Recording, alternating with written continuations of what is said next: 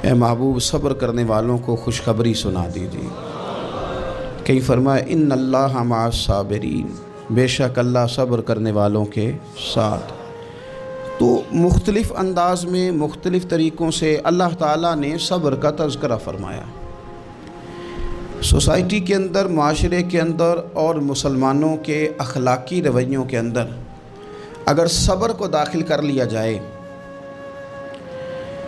तो हम महसूस करेंगे